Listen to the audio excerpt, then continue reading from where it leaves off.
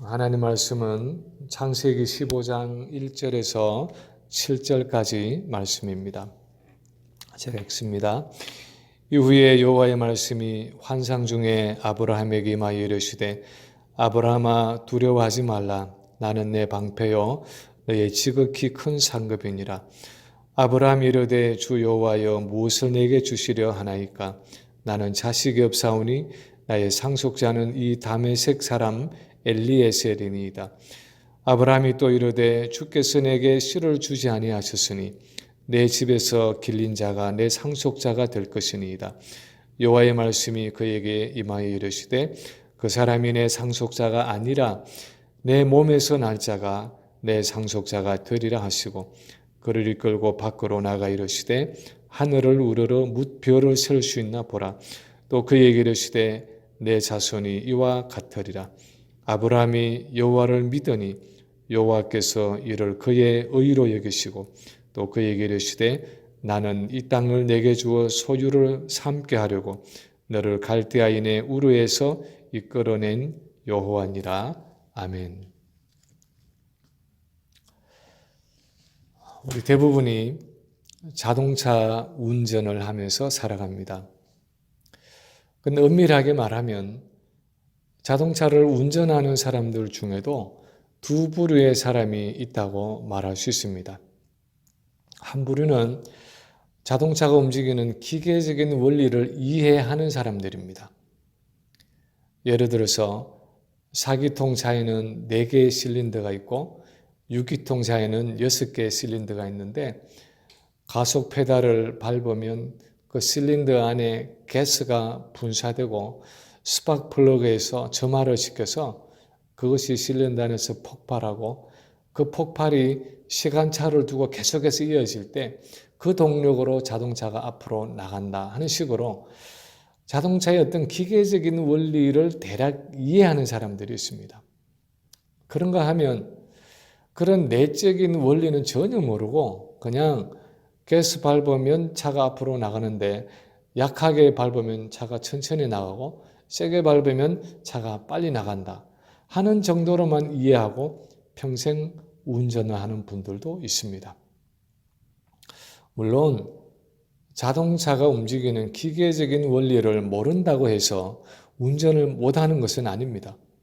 그러나 차가 움직이는 원리를 어느 정도 알고 있으면 자동차를 그 원리에 맞게 잘 다룰 수 있고 만약 어떤 문제가 생겼을 때 그것을 좀 더 효율적으로 쉽게 대처할 수 있는 것이 사실입니다. 그런데 우리의 구원과 신앙생활도 마찬가지입니다. 그냥 예수 믿으면 천당 간다더라 하는 정도로 구원을 이해하고 신앙생활을 하는 분들이 있습니다. 예전 일제시대에 최근능 목사님이 예수천당 불신지옥 하면서 전도를 하고 대부분의 사람들이 복음을 그 정도로만 단순하게 이해했듯이 오늘날도 예수 믿으면 천국 가고 예수 안 믿으면 지옥 간다 하는 정도로 구원을 이해하고 그 지식만 가지고 신앙생활을 해 나가려는 분들이 있습니다. 그런가 하면 왜 예수를 믿으면 천국에 가고 왜 예수를 믿지 않으면 지옥에 가는지 그 영적인 원리를 충분히 이해하고 신앙생활을 해 나가는 분들이 있습니다.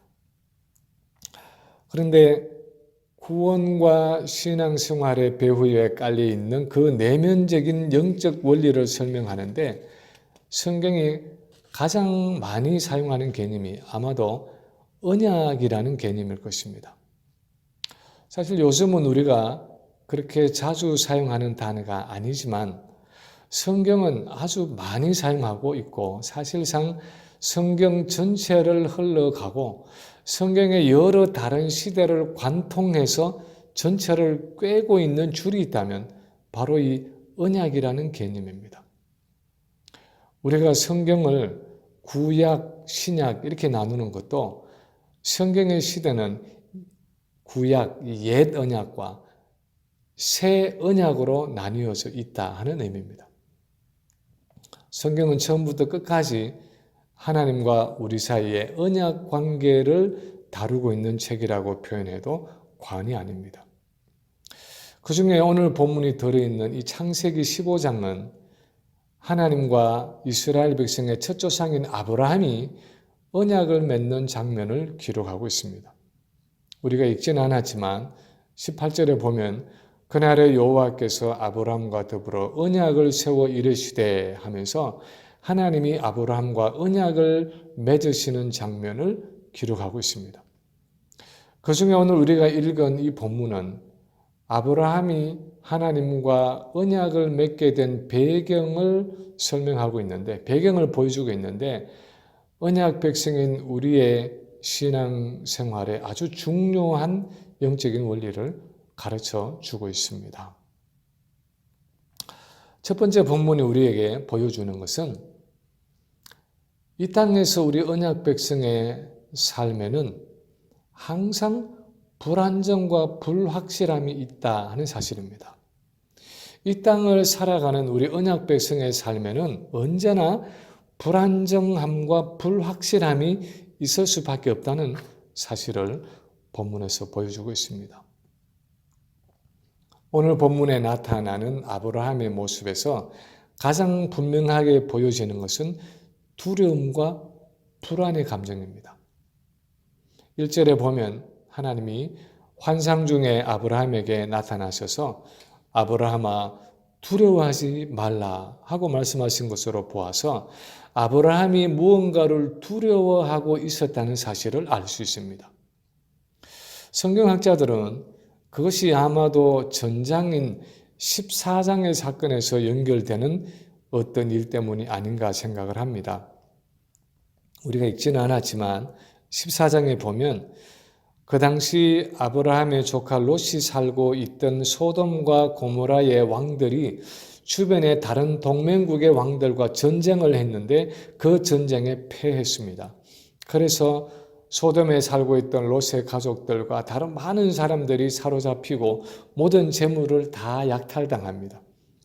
그 소식을 듣고 아브라함이 집에서 훈련한 사병 318명을 거느리고 가서 그 왕들을 쳐서 자기 조카 롯을 비롯해서 사로잡혔던 사람들과 빼앗겼던 재물들을 다 되찾아서 돌아온다는 이야기입니다.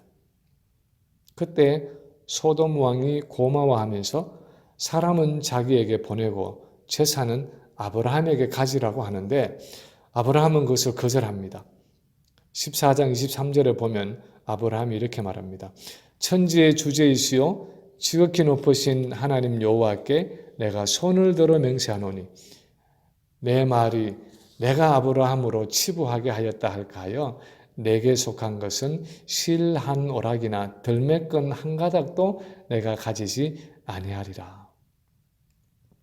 아브라함은 그 상황에서 얼마든지 그 전리품들을 자기가 가짐으로 경제적으로 이득을 취할 수도 있었지만 하나님만 의지하고 살아갔던 아브라함은 그것을 거절하고 집으로 돌아옵니다. 그런데 오늘 본문 1절에 이후에 하나님이 아브라함에게 환상으로 나타나셔서 두려워하지 말라 하고 말씀하신 것으로 보아서 아마도 아브라함의 마음속에 어떤 불안함과 두려움이 있었던 것 같습니다. 가장 직접적인 두려움은 집안의 사병들을 데리고 가서 물리쳤던 그 주변의 동맹국들이 다시 군사를 모아서 자기에게 보복하러 오지는 않을까 하는 두려움이었을 것입니다. 또는 소돔 왕이 제안한 그 전리품들을 자기가 가짐으로 얼마든지 더 부유해 줄 수도 있었는데 그 기회를 놓친 데 대한 후회와 안타까움이 있었는지도 모릅니다. 그리고 이어지는 대화에서 볼 수 있는 아브라함의 가장 크고 지속적인 불안은 80 중반에 있는 자기에게 대를 이을 자식이 없다는 것이었습니다. 노후에 자기를 돌봐주기도 하고 자기 가문과 모든 재산을 다 상속해서 대를 이어갈 아들이 없다는 것이었습니다. 우리가 예전에 한국에 살아봤기 때문에 알지만 대를 이을 아들이 없다는 것이 사회적으로 얼마나 실패감을 주는지 우리는 잘 알고 있습니다. 오죽하면 양자를 들이든지 첩을 통해서라도 가문의 대를 이으려고 애써 왔던 것이 얼마 전까지의 한국 사회였습니다. 오늘 본문의 아브라함에게는 분명히 불안함과 두려움이 있었습니다. 이런 배경 속에서 하나님은 아브라함과 언약을 맺으셨습니다.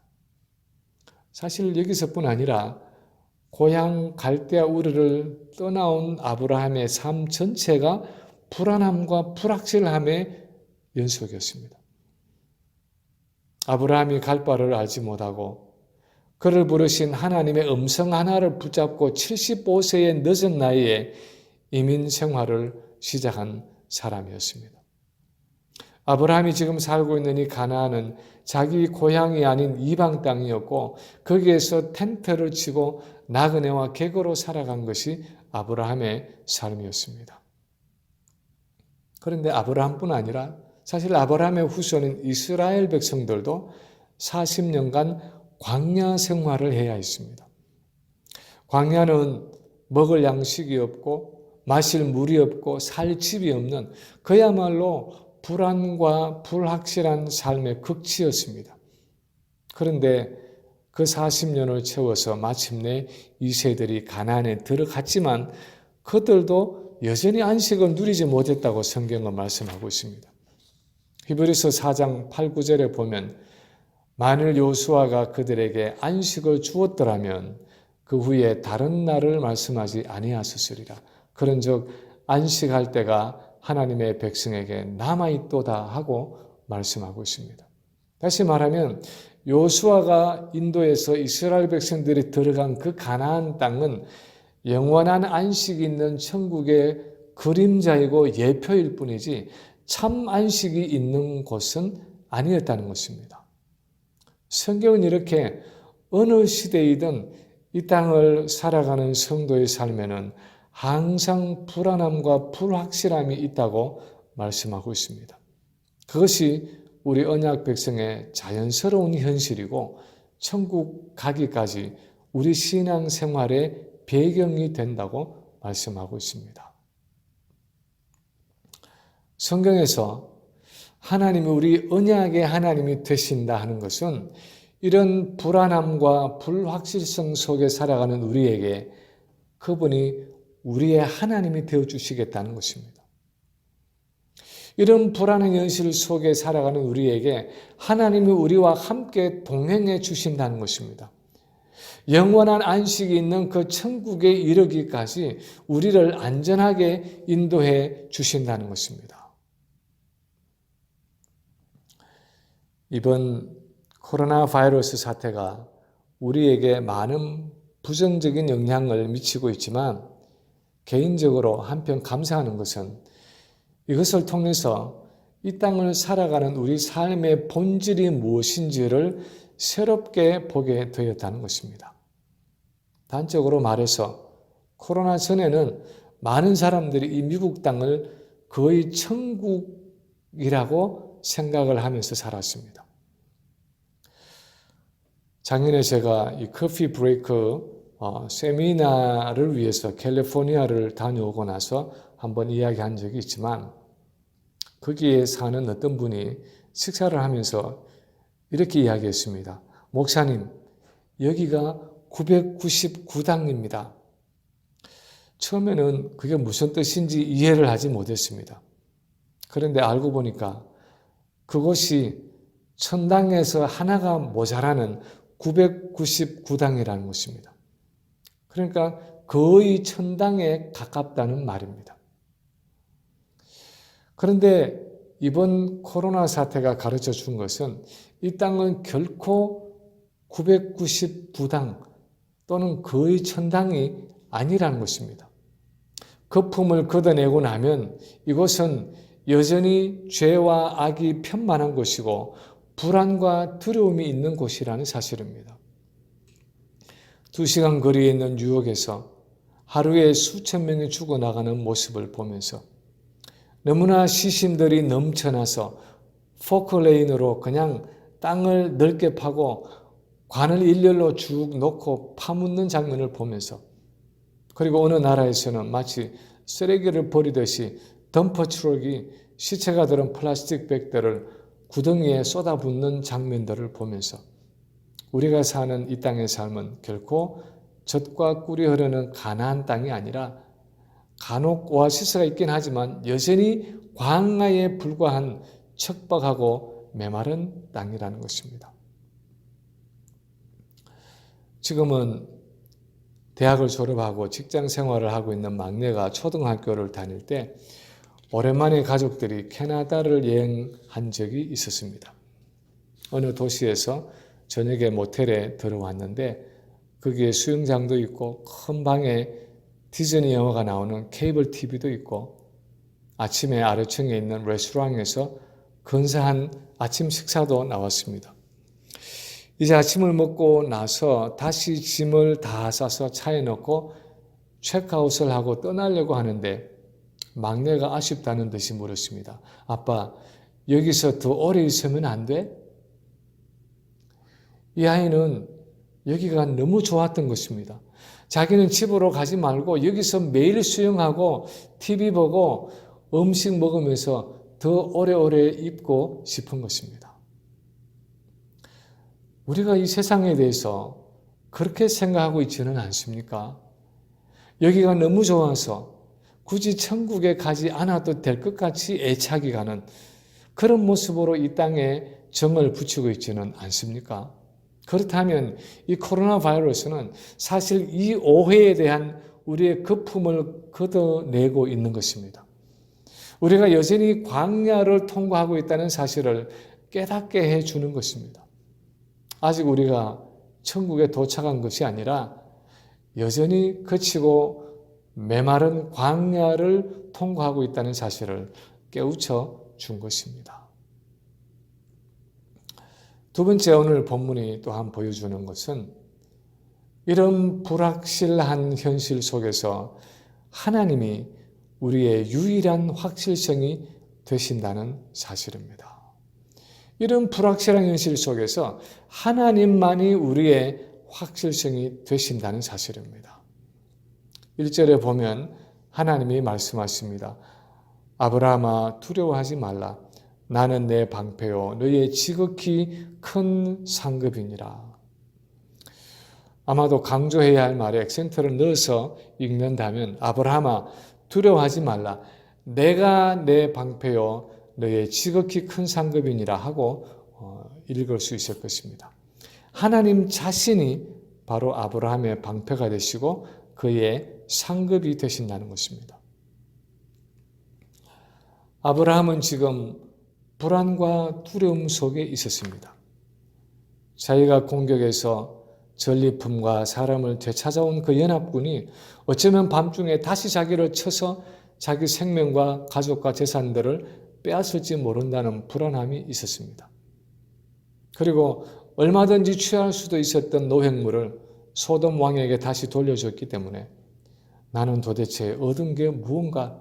내게 남은 게 뭔가? 나는 결국 손해보는 장사를 한 것 아닌가 하는 후회와 아쉬움이 있었는지도 모릅니다. 그런 아브라함의 마음을 읽으시고 지금 하나님이 말씀하시는 것입니다. 아브라함아 두려워하지 말아라. 내가 바로 너의 대적의 공격에서 지켜줄 방패이고 내 자신이 바로 너의 지극히 큰 상급이다. 다른 전리품이나 노획물을 네가 얻지 못했다고 해도 내가 너에게 있으니 내가 바로 너의 가장 큰 상급이 아니냐. 안심해라. 두려워하지 말아라. 불안해하지 말아라 하고 위로해주고 계시는 것입니다. 내가 바로 너의 방패이고 지극히 큰 상급이다 하는 이 말은 평범한 말 같지만 사실 언약의 하나님으로서 하나님이 아브라함에게 하셨던 말씀이었고 또한 그의 후손이었던 이스라엘 백성들에게서 듣기를 원하셨던 말씀이었습니다. 실제로 시편 3편 3절에 보면 압살롬에게 쫓길 때 다윗이 이렇게 고백을 했습니다. 여호와여 주는 나의 방패시요 나의 영광이시요 나의 머리를 드시는 자니이다. 여호와 하나님은 대적의 공격에서 언약 백성을 막아주시고 지켜주시고 보호해 주시는 방패가 되신다는 것입니다. 사울에게 쫓겨서 굴에 숨어 있을 때도 다윗은 이렇게 고백했습니다. 시편 142편 5절에 보면 여호와여 내가 주께 부르짖어 말하기를 주는 나의 피난처시요 살아있는 사람들의 땅에서 나의 분깃이시라 하였나이다. 여기서 분깃이라는 말은 오늘 본문의 상급이라는 말과 같은 맥락의 말씀입니다. 그분을 내가 소유하면 다른 것은 내가 다 가졌다는 의미입니다. 다른 분깃을 가지지 않아도 다른 상급을 얻지 않아도 여호와 하나님 자신이 바로 나의 상급이 되시고 나의 분깃이 되신다는 것입니다. 그분 안에 내게 필요한 모든 것이 다 들어있다는 것입니다. 하나님이 우리 언약의 하나님이 되신다는 것은 그분이 우리의 방패가 되시고 우리의 상급이 되시고 우리의 분깃이 되신다는 의미입니다. 그래서 그분이 우리에게 있으면 우리는 모든 것을 다 가지고 있다는 의미입니다. 마치 시편 23편 1절에서 여호와는 나의 목자시니 내게 부족함이 없으리로다 하고 다윗이 고백한 것처럼 목자 되시는 하나님이 나와 함께 계시면 나는 부족함이 없다는 고백이 바로 언약 백성의 삶이어야 한다는 것입니다. 비록 지금은 광야를 통과하고 있고 비록 지금은 사막을 걷고 있지만 목자 되시는 하나님이 그분의 때에 그분의 방법으로 나를 푸른 초장으로 또 쉴만한 물가로 인도하실 것이기 때문에 그 전능하신 하나님이 내 언약의 하나님이 나와 함께 계시는 것으로 나는 만족한다 하는 것입니다. 하나님 한 분으로 만족한다는 것은 사실 말처럼 그리 쉬운 일은 아닙니다. 당장 내게 먹어야 할 양식이 없고 다음 달 나가야 할 렌트가 없는 중에는 하나님 한 분으로 만족한다고 고백하는 일은 쉽지 않은 일입니다. 그러나 그것이 언약 백성이 하나님 앞에서 해야 하는 고백이라고 말씀하십니다. 마태복음 6장 후반부에 보면 예수님이 이렇게 말씀을 하고 계십니다. 그러므로 내가 너희에게 이르노니 목숨을 위하여 무엇을 먹을까? 무엇을 마실까? 몸을 위하여 무엇을 입을까? 염려하지 말라. 공중의 새를 보라. 심지도 않고 거두지도 않고 창고에 모아들이지도 아니하되 너희 하늘 아버지께서 기르시나니 너희는 이것들보다 귀하지 아니하냐. 오늘 있다가 내일 아궁이에 던져지는 덜풀도 하나님이 이렇게 입히시거든 하물며 너희일까 보냐 믿음이 적은 자들아. 그러므로 염려하여 이르기를 무엇을 먹을까 무엇을 마실까 무엇을 입을까 하지 말라. 이는 다 이방인들이 구하는 것이라. 너희 하늘 아버지께서 이 모든 것이 너희에게 있어야 할 줄을 아시느니라. 예수님의 말씀의 요지가 무엇입니까? 무엇을 먹을까, 무엇을 마실까, 무엇을 입을까 하는 의식주에 대한 염려는 언약 백성이 아닌 이방인들이 하는 걱정이라는 것입니다. 양어로 말하면 목자가 없는 양들이 해야 할 염려라는 것입니다. 그러나 언약 백성인 너희는 그런 염려를 하지 않아야 한다는 것입니다. 왜냐하면 너희 하늘 아버지, 너희 언약의 하나님께서 이미 너희에게 있어야 할 것을 아시고 때를 따라서 채우실 것이기 때문이라는 것입니다. 양을 먹이는 것은 목자의 일이기 때문에 그 양에게 먹어야 할 꼴이 필요하고 마셔야 할 물이 필요하고 밤을 지새야 할 우리가 필요하다는 것은 목자가 이미 다 알고 있는 일이기 때문에 양이 염려할 일이 아니라는 것입니다. 양은 목자와 떨어지지 않고 그 목자를 놓치지 않고 성실하게 목자를 따르기만 하면 된다는 것입니다. 그것이 바로 언약 백성의 삶이라는 것입니다. 양에게 필요한 것이 앞으로 10년을 먹을 수 있는 많은 풀을 비축해 놓는 것이 아니라 앞으로 10년을 마실 수 있는 많은 물을 보관해 놓는 것이 아니라 때를 따라서 그 풀이 있는 곳으로 인도하시고 그 물이 있는 곳으로 인도해 주는 목자가 필요하다는 것입니다. 그 목자가 있으면 양은 모든 것을 다 가졌다는 것입니다. 하나님 한 분으로 만족한다는 것, 예수님 한 분이면 족하다는 것, 말로 표현하기는 쉽지만, 찬양을 부르고 신앙 고백을 하기는 쉽지만, 돌아서서 현실로 들어오면 그것이 얼마나 어려운 일인가 하는 것을 우리가 잘 알고 있습니다. 그러나 하나님은 우리 언약 백성들에게 그 믿음을 원하신다는 것입니다. 입술의 고백뿐 아니라 실제의 삶 속에서 그 고백으로 살아가기를 원하신다는 것입니다. 그것을 위해서 우리를 날마다 훈련해 가신다는 것입니다. 세 번째로 오늘 본문에서 우리가 볼 수 있는 것은 불안과 두려움 속에서도 하나님의 말씀을 믿고 그분을 신뢰하는 것이 언약 백성의 삶의 본질이라는 것입니다. 어떤 불안과 어려움 속에서도 하나님께서 하신 그 말씀을 믿고 그분을 전적으로 신뢰하는 그것이 언약 백성의 삶의 본질이라는 것입니다. 하나님이 아브라함에게 내가 너의 방패요 지극히 큰 상급이라고 말씀하실 때 2절에 보면 아브라함이 하나님께 묻습니다. 주 여호와여 무엇을 내게 주시려 하나이까? 나는 자식이 없사오니 나의 상속자는 이 다메섹 사람 엘리에셀이니이다. 사실 이것은 자나깨나 아브라함의 마음을 짓누르고 있던 가장 깊은 고민과 슬픔을 털어놓은 것입니다. 이것을 단적으로 표현하면 그에게는 미래가 없다는 말이었습니다. 자기 가문의 이름과 자기의 그 많은 재산을 상속할 자식이 없다는 것입니다. 그래서 자기 삶은 이제 당대에 끝나게 되고 자기 집의 종인 다메섹 사람 엘리에셀이 자기 재산을 상속하게 되는 서글픈 처지에 놓여 있다는 것입니다. 이때 하나님이 아브라함에게 약속을 주십니다. 4, 5절에 보면 여호와의 말씀이 그에게 임하여 이르시되 그 사람이 내 상속자가 아니라 내 몸에서 날 자가 내 상속자가 되리라 하시고 그를 이끌고 밖으로 나가 이르시되 하늘을 우러러 뭇 별을 셀 수 있나 보라. 또 그에게 이르시되 내 자손이 이와 같으리라 하고 말씀하셨습니다.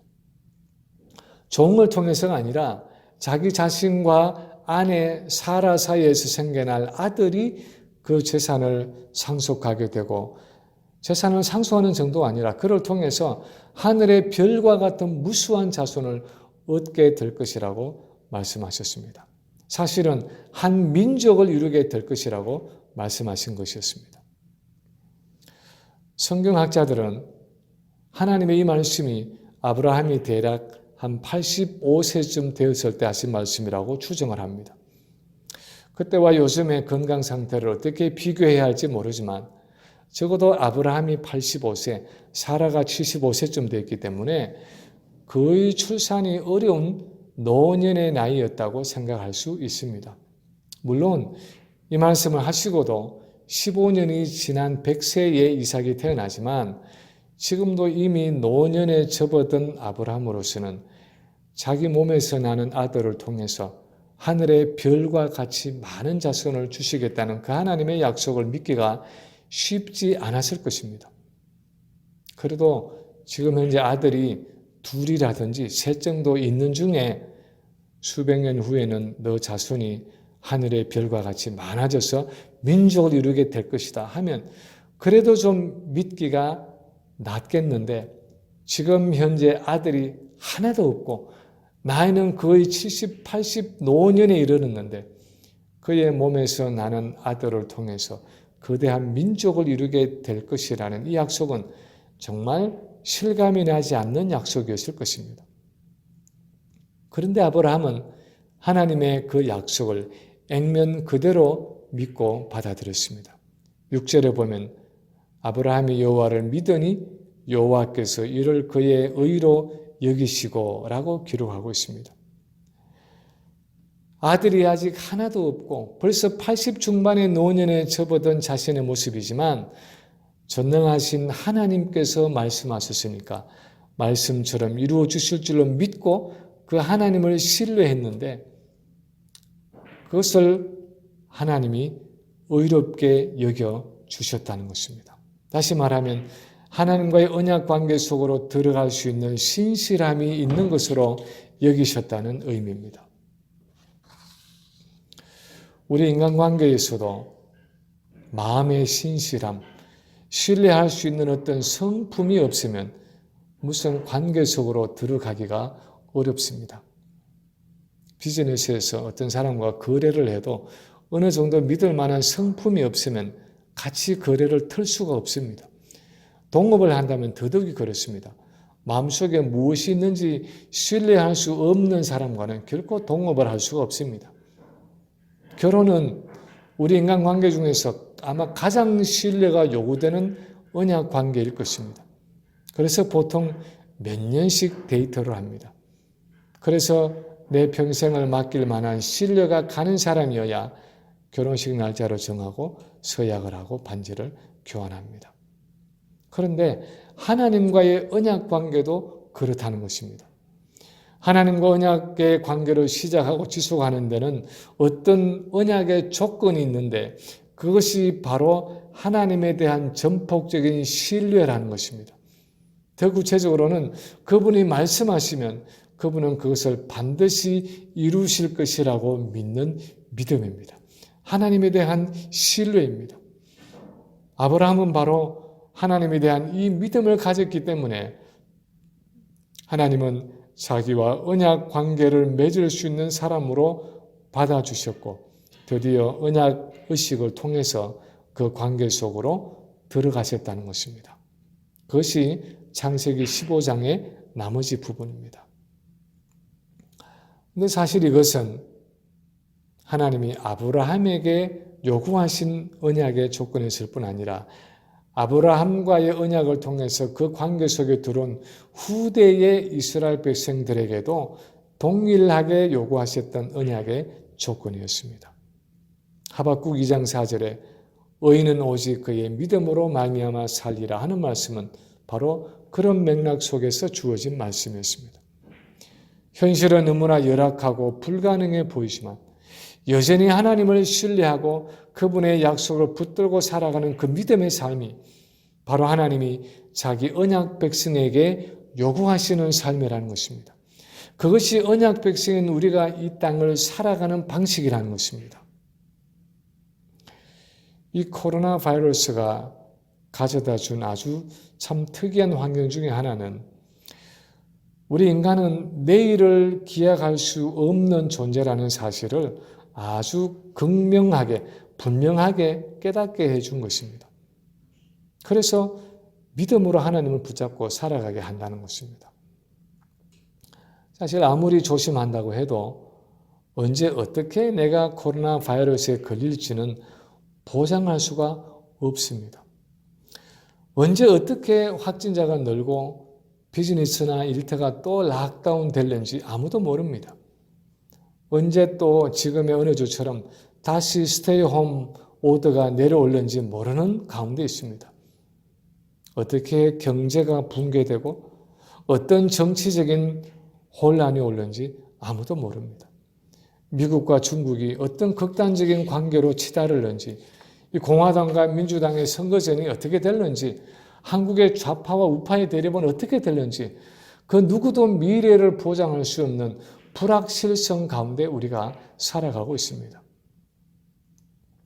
저는 지난 3월에 미국 교회에서 2주간 교회 문을 닫겠다고 해서 정말 2주간인 줄 알았습니다. 그런데 2주 후에 스테이 홈 오더가 내릴 때는 아마 2석 달 후에는 교회 문을 열게 되겠지 그렇게 생각을 했는데 넉 달이 지난 지금도 교회 건물을 사용할 수가 없습니다. 앞으로 이런 상태가 얼마나 더 오래 갈는지 아무도 모릅니다. 그것이 한 달일지 석 달일지 6개월일지 아니면 그 이상이 될는지 아무도 알 수 없습니다. 그런데 한 가지 분명하게 아는 것이 있습니다. 그것은 하나님의 때가 되면 다시 모이게 될 것이라는 사실입니다. 하나님이 이 모든 일의 주권자가 되신다는 사실입니다. 우리는 그분의 계획과 섭리를 믿고 의지하며 기다리는 길밖에 없다는 것입니다.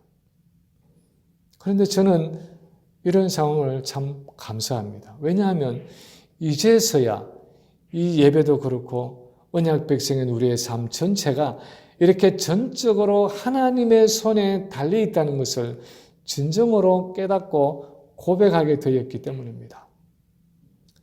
야고보서에 보면 이런 말씀이 있습니다.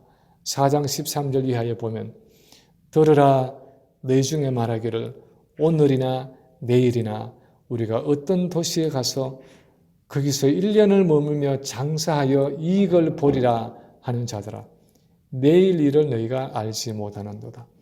너희 생명이 무엇이냐? 너희는 잠깐 보이다가 없어지는 안개니라. 너희가 도리어 말하기를 주의 뜻이면 우리가 살기도 하고 이것이나 저것을 하리라 할 것이오늘 이제도 너희가 흩한한 자랑을 하니 그러한 자랑은 다 악한 것이라. 우리 언약 백성의 삶은 주님의 뜻이면 하나님의 뜻이면 우리가 살기도 하고 우리가 이것도 하고 저것도 하리라 고백하면서 하나님의 뜻과 약속만을 전적으로 의지하는 믿음의 삶이라는 것입니다. 그것이 원래 우리 언약 백성의 삶인데 지금까지 우리는 내가 마음먹으면 무엇이든지 내 마음대로 할 수 있는 것처럼 내 뜻대로 할 수 있는 것처럼 허탄한 자랑을 하며 살아왔다는 것입니다. 저는 지난 한 주간 다시 전교인 연속 금식기도 기간을 가지면서 한편으로는 참 답답하면서도 한편으로는 참 감사한 마음이 들었습니다.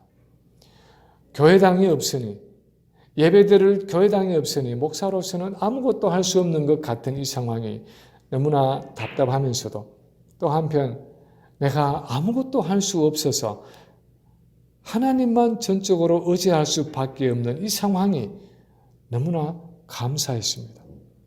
원래 우리 신앙생활이 이렇게 믿음으로 하나님만 의지하고 살아가는 삶인데 그동안 누려온 모든 환경을 너무나 당연하게 여기며 자만하고 살아왔다는 생각이 들었습니다. 그래서 기도하지 않고 살아온 것이 아닌가 하는 생각이 되었습니다. 그런데 이것은 비단 교회의 상황뿐 아닐 것입니다. 우리의 건강과 우리의 재정과 우리의 자녀와 우리의 일터와 우리의 미래와 우리의 그 모든 것이 다 결국은 내 손에 달려있는 것이 아니라 하나님의 손에 있다는 사실을 분명하게 훈련할 수 있는 최선의 기회를 우리가 맞은 것입니다. 하나님만이 나의 방패가 되시고 나의 상급이 되시고 나의 분깃이 되시고 나의 미래가 되시기 때문에 오직 그분만을 의지하고 그분의 약속만을 붙들고 살아가는 삶, 그 믿음의 삶이 바로 언약 백성의 삶이라는 것입니다. 이제 말씀을 마칩니다. 많은 그리스도인들이 이렇게 생각합니다. 우리는 이미 예수 믿고 구원 얻었다고 하는데 왜 하나님은 나를 이 땅에 남겨두시는 건가? 천국이 그렇게 좋은 곳이라면 빨리 천국에 데려가시지 무엇 때문에 이렇게 긴 시간 동안 이 땅에 남겨두셔서 고생스럽고 험한 삶을 살게 하시는 것인가? 그러나 신앙생활은 단순히 예수 믿고 천국 가는 것이 아니라는 사실을 우리가 기억할 필요가 있습니다. 그것은 언약 백성으로서의 여정입니다. 이 땅을 언약 백성으로서 어떻게 살아가느냐 하는 훈련이 바로 우리의 신앙생활입니다. 이 믿음의 삶이 바로 천국으로 이어지는 것입니다. 지난주일 신명기 6장에서는 언약 백성은 마음을 다하고 성품을 다하고 힘을 다해서 우리 언약의 하나님을 사랑하며 살아가야 한다고 가르친다면 오늘 본문에서는 우리 언약 백성은 불안하고 불확실한 이 땅의 삶 속에서도 하나님 자신이 바로 우리의 방패이시고 지극히 큰 상급이라는 사실을 기억하고 하나님 한 분만으로 만족하고 그분을 믿고 의지하고 신뢰하는 삶을 살아가야 한다고 가르칩니다. 바라기는 코비드-19이라는 이 독특한 시기를 맞이해서 하나님의 언약 백성으로서 우리 모든 성도들이 하나님과 믿음으로 동행하는 법을 잘 배우고 훈련하는 은혜의 기간이 될 수 있기를 우리 주님의 이름으로 간절히 축원합니다.